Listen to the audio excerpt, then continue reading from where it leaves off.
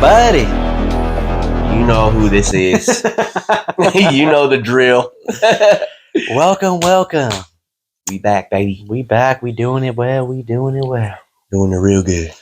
So yeah, today we have a very special topic. And I think the title of it was, what was the title you came up with? Like, what are the uses of dance outside of the industry? The main focus being dance therapy. Beyond the industry. Yeah, beyond the industry. There it is. Because me personally, I'm kind of moving away from the industry and kind of leaning on my own business, where I use the therapeutic aspects of dance way more than choreography, than technique. A lot of times I teach the basics and then the psychology to be able to dance at your highest level. Yeah. And me and Kev have been able to experience external outlets of the usage of dance for folks who are in completely different career fields other than the entertainment world, and they've like embraced dance as how would I say it? Like outlet, and almost like a different form of meditation and therapy. Movement meditation. Yeah, because most people that you see that walk around, your everyday Joe and gal, they don't want to dance because of psychological reasons. Because we all know everybody wants to dance. And if you don't, there's a psychological scar of some sort. Even if you might not want to admit it, there's like some deep stuff that's going on in your mind that stops you from being able to dance because of the way you feel about yourself. Yeah. And that just has to be unpacked, Yeah, by being aware of it. Yeah, we have to go through it. And I get more joy teaching this type of person than I do when I give a dancer the next level up. Because I teach mostly professionals for free, because they just it's like that whenever you teach a professional. But whenever you work on a normal person that just has an everyday, 9 to 5, and they have family, kids, or whatever the situation may be, the therapeutic approach, it feels so good to comb over that and to work on that with certain individuals, because you have to be really present as a teacher and as like a life coach to provide a service that they would need, because it's very personalized. I can't just have a lesson plan designed because I don't know this person yet. Yeah. So it's sort of like I really have to get to know them like I would get to know a friend. And you dig at, I was calling it this weekend, I was working with a lady, and I was calling it her scabs. You got to pick at this. You got to pick at the scabs of the things you don't want to pick at. One scab at a time. Yeah. So it's That's really cool. really relevant to us and how we go day to day, because we use it as therapy. And that's why we have a career around it, because we dance every day because we need the therapy side of the dance. Big time. But yeah, so I'll just go with the most relevant lesson that I had. And it was this weekend, I taught a lady who is a very successful businesswoman, and she's the boss, right? And she usually has to cradle all the responsibilities of the business. Her employees, her clients are all her responsibilities. And she was telling me she really struggles with being feminine, because she feels like she has like a manly role. Even the way she dresses is very business attire at work, and she does it, but she doesn't 100% like it. So this weekend I taught her, and we're supposed to just be working on bachata, right? And I noticed that today, the last lesson I taught her, she was really struggling with a lot of the simple things that she normally just gets right away, and it's just a follow. So I was feeling some type of way to just switch it up and do something completely different. And we ended up talking about more of the freestyle spirit and what it takes to be able to freestyle. And, you have to come up from a place of trying to express yourself instead of trying to impress anybody. Because whenever I'm trying to lead her, and she takes a choreography route instead of a follow route. That means she's trying to do more than what is asked of her. Because it's a lot easier on the follow whenever you just follow and then you make the best of whatever situation, which takes a very flow state of mind to do that. And then it comes to find out, I normally never teach her freestyle because she's very specific on what she wants. She wants bachata and bachata only. And I was just like, you know what, I think you need to dive into the therapeutic side of dance, because something's up with you today. I don't know what it is, but I think we got to pick at this scab because we're going to have to at some point, might as well be right now. And after the lesson was over, because a lot of it, we were just like breathing and moving very simply, just kind of letting it roll and letting things fly off of you and just keeping attention to your present self. And she was like, Kevin, you know what? This is gold, what you're teaching me today. Like, how unexpected is this? I never would have thought that I would have got taught these things tonight because of what I asked for. And I was like, you know what? I didn't think I was going to teach like this either, but based on what you were doing, it was relevant to your reactions of the normal drills that we do. She was having a difficult time. And then come to find out at the end of the lesson, she was very, very thankful for this approach because she recently lost a good friend, not as the friend died, but the friendship died. She lost a close friendship because they just weren't getting along. And there's some side, I didn't know the details. She just told me that she lost a friendship because of, unknown reasons. The heart was aching. Yeah, the heart was aching. And she was going through it. And she told me that she's been trying to distract herself and do all these things to not deal with it. And that's why I was like, man, that's crazy, because I felt that was happening without her saying a word. Silent understanding, huh? Yeah. Just interesting. Mannerisms, and Kapua is really good in touch with this as well. Mannerisms, your facials, your body language kind of tells us all we need to know. I was just going to say, tells all, without saying anything. Yeah, so it's a beautiful pathway as a teacher to take a lesson rather than drill, drill, drill. Oh, this is wrong. That's wrong. You messed up here. A lot of teachers take that route. And that's, to me, the easy route is to work on the aesthetic. Yeah. What's going on internally. Yes. And it removes them from wanting or feeling like they have to perfect something. Yeah. And make it exactly something it is required to be. And that really just massages it out to just, again, get back to the breath. Yeah. Loosen, release, and... Yeah, because people don't realize that in order to look good, you have to feel good. I use this example on every new student. We all know that little boy or little girl on the dance floor at a wedding that is completely free and it is just killing it.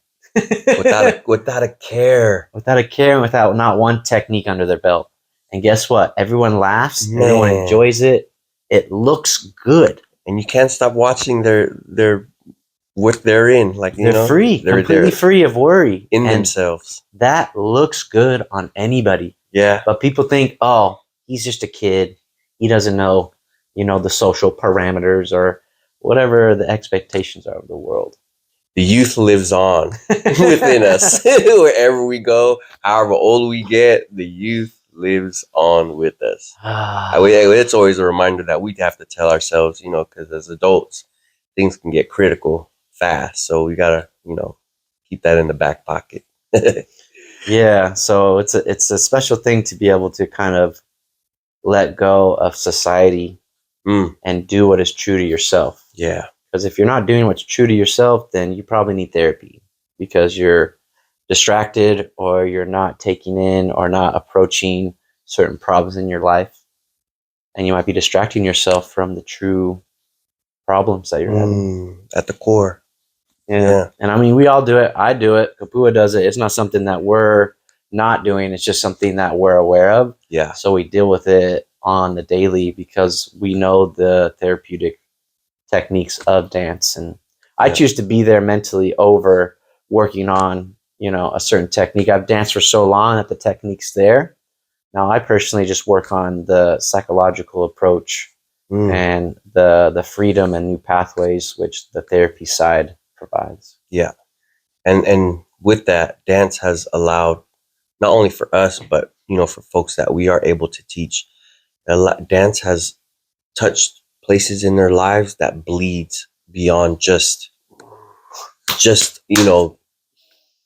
Sheesh. expressing dance or going through exercises or fundamentals or activities to play with dance. We have witnessed them take these exercises and experiences with us.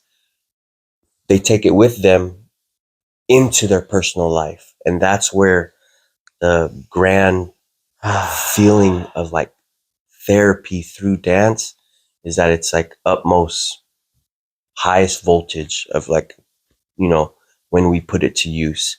And just to tag on with another personal experience, I've gotten a chance to hold basically, it was just an overall freestyle / improv class in Europe, amongst a wonderful group of ladies. And some of them weren't dancers. If they'd taken Zumba, used movement more so as like a fitness aspect. Some were dancers themselves. So what I did was kind of went in the direction of class, utilizing dance as a general icebreaker of connecting with one another. And what ended up happening, long story short, is it became a social icebreaker. And instead of uh, putting folks on the spot verbally and having awkward conversations that they may be shy of at first, dance and the music and the exercises I provided at that specific class, it allowed the women to find uh, sociable connections with each other, with themselves. And in the end, they all, like, we stayed almost 45 minutes after class because they all were meshing and conversating amongst each other. We call it a dancer's goodbye. And it's never goodbye, because when you say bye, boom, it's like a combo, and they're just pouring out what they just experienced, how they felt, how they feel, the newness of what this class of dance has done for them. And and it's just I feel like it's an enhancer of just what can be touched and kind of brought to their attention through dance, but into their personal lives as well. Yeah, and I also feel like what you did there was it's kind of the analogy of you can, give someone a fish or you could teach them how to fish. And I think that is what freestyle is in the dance world. Because I can give you choreography, which is the fish, or I can teach you freestyle, which is how to fish. Because if you know how to freestyle and create your own movement, then you can choreograph your own movement. Yes, and that trait of how to fish is gonna last them a lifetime. Instead of giving them that fish, they're gonna rely on, hey, you gonna give me another one? Yeah, because you can dance so many other places than the studio or in a professional situation. Like just my client this last weekend was like, man, I was dancing, I was killing it in the kitchen. I was cooking up and he showed me what he was doing and we had like a little freestyle moment. Yeah. But yeah, that's like a instance of the psychological approach of dance therapy. But there also is a physical therapy of dance, and that's tied strongly to the psychological. Because every time I go back home to Carthage, there is this girl that I teach who has 2 little girls, and she is in a wheelchair. And I seen her get out of her car, and that took about 6 to 8 minutes for her to grab each wheel of her wheelchair, grab the wheelchair. She's got to get out. She has no use of her legs.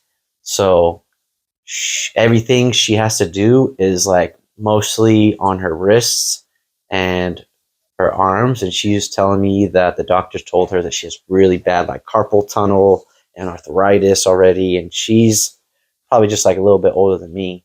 And she says she deals with this fatigue and this pain that is just like insane. And so when I go back, I teach her arm styles. So the main ones I teach her are waving and tutting.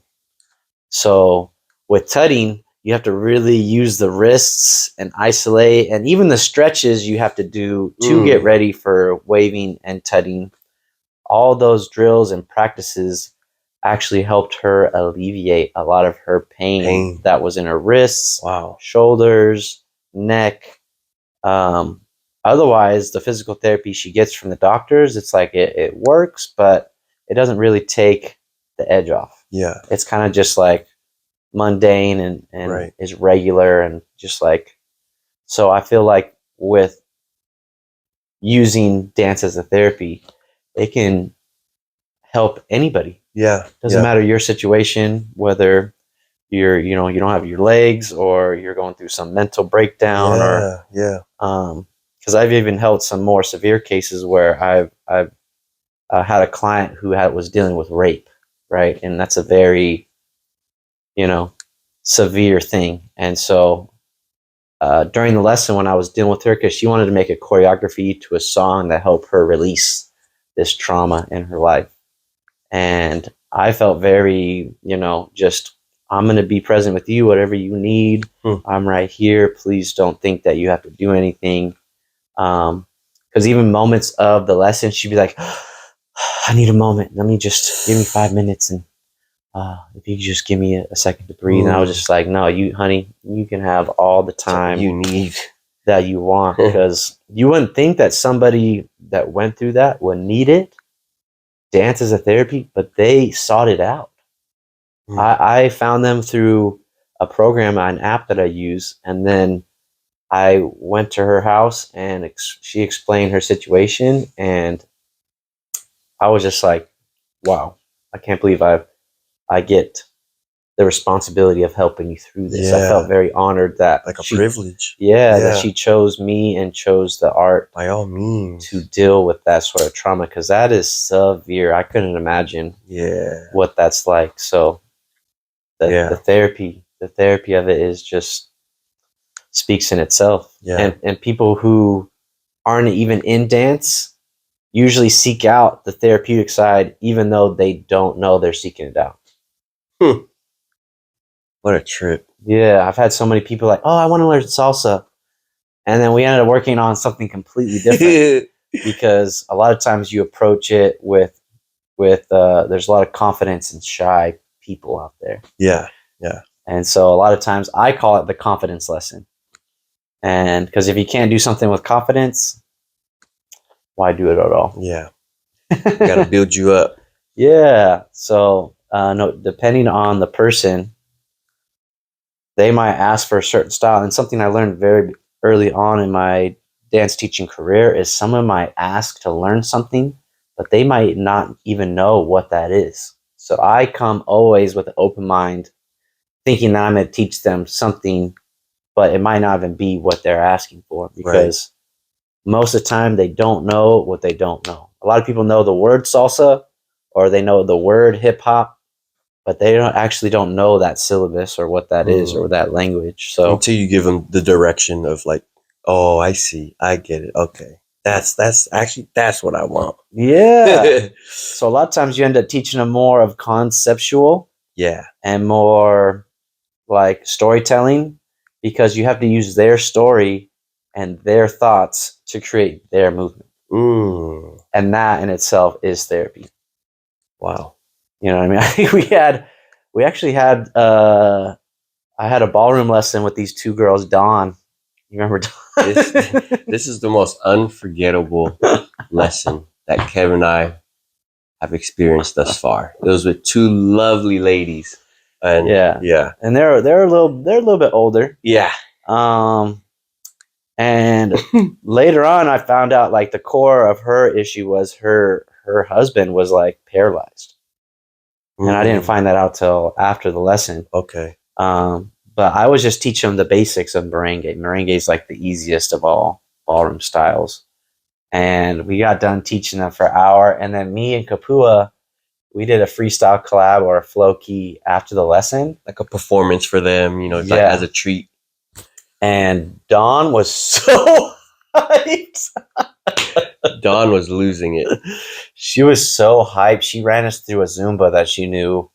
And like, we didn't have a choice. We had to do it. Yeah, once we performed, she got up and she was like, I want to show you guys and teach you something now. And she taught Zumba on the side at the gym. And we literally stayed another hour with the roles reversed. So now we had our client, Dawn, run us through Zumba. And we didn't even, it was like she had the music prep and she just went. And we were like, okay, I guess we doing this. Put the backpack down. Like we was about to say goodbye. Like, and we ended up hanging out with them for another hour. And it was just, that's what was brought out of them was it's just like this endless joy of wanting to just, man, let's do more. I want to share what I do now with you guys, you know? And that was her release. Boom. Yeah. It Like, was very special. That was a special lesson. Yeah. And that just shows you, like, she was dealing with that. Her husband was paralyzed and she needed to release this. Yeah, that was her. Yeah. 'Cause, I mean, I teach a lot of people, and that was the most energy I've seen in somebody after a lesson. She stayed a whole hour and we literally did her choreography. We had like a playlist going and we just did the choreography on repeat for like 45 minutes to an hour. And she was checking us too. She was like, I know you guys can go more full out. I know you guys are performers. Let me see it. And we were like, oh, you all right. Yeah. So it just, there's so many beautiful ways that the therapeutic side can help, especially with kids. I mean, oh yeah. Especially with the pandemic that has happened. Kids, they had to do everything through a screen. They had to do school through a screen. They watch TV through a screen. They play video games on a screen. So essentially, their whole day was disconnected from social intelligence. It was double the amount on these devices. Yeah. So I teach a lot of kids, and I also deal with a lot of kids on the weekends for parties. And a lot of them don't want to dance, right? And it's not because they don't know how. They're disconnected from society. Yeah. Because dance is a very social thing. And if you can't do it socially, there's a psychological reason to that. Right. And so a lot of times when I'm dealing with a kid, you have to choose the therapeutic side because this kid is not going to do what you say until you figure them out. Yeah. And then until they let you in their world to help them figure it out. Because they just, you know, they'll defend themselves against you with their wild side, the Tasmanian devil side, you know, like. But once they identify with the attraction of what we're trying to get over to them, best believe they lock in. Yeah. And when we hit that button and that we got that connect with them in their world, oh, these kids go off and they feel it. They know it. They're tapped in, and that's when the freedom of the art within just explodes. Yeah. Yeah, and even I'll even teach a lot of kids that are on the spectrum, right? And they have attention disorder, and I've taught a few Down syndrome kids, and a lot of times you can't come at them with the 1, 2, 3, 4. I'm sorry, you can't give them an 8 count. Yeah, that only lasts so long. Yeah, I tried. I had to learn the hard way that you have to use the therapeutics approach more than you can give them exactness, right? So a lot of times they teach me so then I could teach them. So that's the mentality I have. Kev always says that. To do the therapeutic approach. Yeah. So I'll ask them questions like, okay, what movies do you like? What books do you read? What things do you draw? Do you draw? Do you color? Do you do this? Do you do that? Their interests. Yeah. And then as soon as something spikes, because I've had a lot of kids is like, I don't want to be here. I don't want to dance. I'll be like, all right, breathe that out. What do you like? You know what I mean? And so you really have to start from the bottom with them because you're not their parent. They're not going to listen to you. So you have to approach them as eye to eye. Yeah. ear to ear, Yep, and yep. really talk to them about what is going on and what they're into. Because I think the the kid that's on the spectrum the most, that was his name was Bollock, and he was very intelligent. And what one of the things that he did was he would draw his own Pokemon cards, Oh, right? cool. And usually he wouldn't really pay attention, and he was really difficult to manage. Huh. And it took me a couple lessons to figure him out because he was very difficult. And then come to find out, he's super into snakes. He's super into uh, aqua life, like all the eels and fishes under the sea. Oh, there it is. And then he's into um, drawing his own Pokemon card because his parents wouldn't buy them for him yet because he had like an obsession, and they didn't think that was a good route There it to is. do it.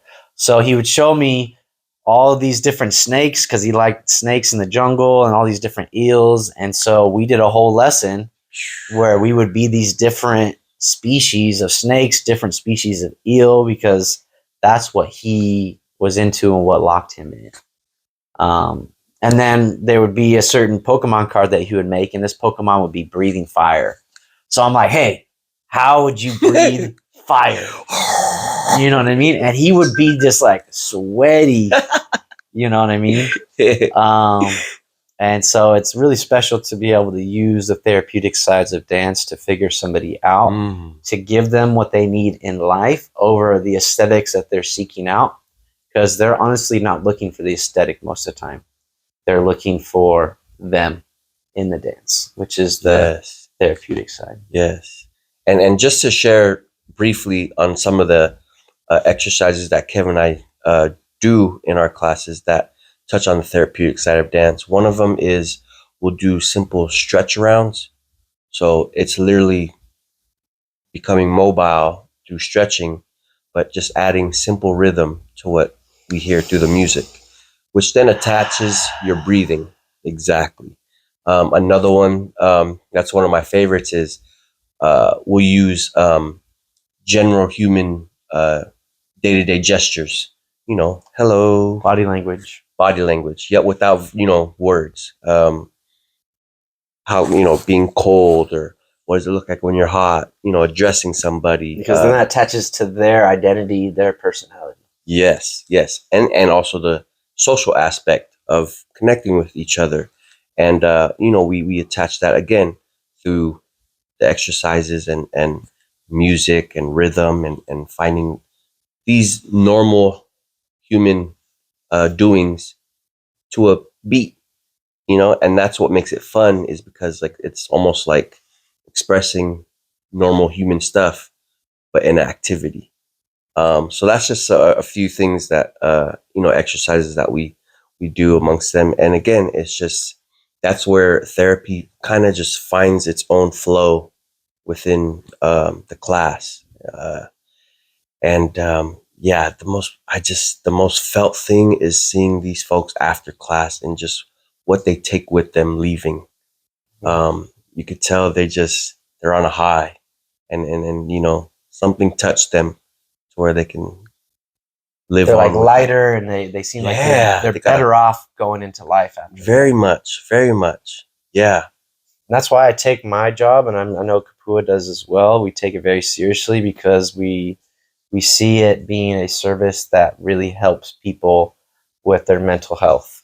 And I feel like I'm not there. It's starting to kind of be in the industry now a little bit, but man, I'm like full time into mental health dance lessons because that's what all of my clients need. It's usually, I don't really need to teach them that much dance. A lot of it is talking them through the mental blocks that they run into because they, either beat themselves up for not being able to do a move properly, or they think messing up isn't a dance move. But I have to tell all my students that I hate this about my professional career, but a lot of my mess ups, people will come after me after my performance and be like, dude, that thing that you did, I'll be like, oh, I say this in my head, oh, the thing I messed up on. They're like, dude, that was hard. That was awesome. And I'm like, oh, okay, cool. And it took me a while to get used to it. Yeah. But man, if you really just let go that is what looks best and what feels best. So you can't really mess up in the therapeutic side of dance. Because there's still magic somewhat in the mistake. Like there's still, it's humanity. It's like, you know, again, things are imperfect, and that's just the way of living. It's not going to be, you know, 10 out of 10 all the time. And, you know, throughout life, it's just a constant upkeep, constant nurturing. And thankfully, dance has been such a blessing to provide for folks, to utilize beyond just the art of it, but in their personal living. Man. True.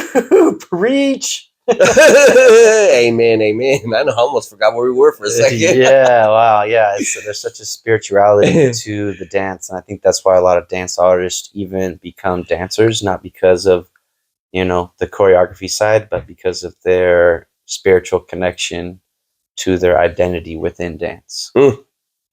And it's something that we provide as instructors and as friends. And it's actually something we work on at the Santa Monica PIER dance session. We're actually about to go there right now. Right now. Like right now. The alarm went off. You heard it. Every Monday, 8:30 to 11:30, Santa Monica PIER dance session. Yes, please come out. It's such a good space. I know a lot of people want the studio, they want the mirror, but having a space outside in the public almost makes you more prepared for an audition and the industry, because that is the real world.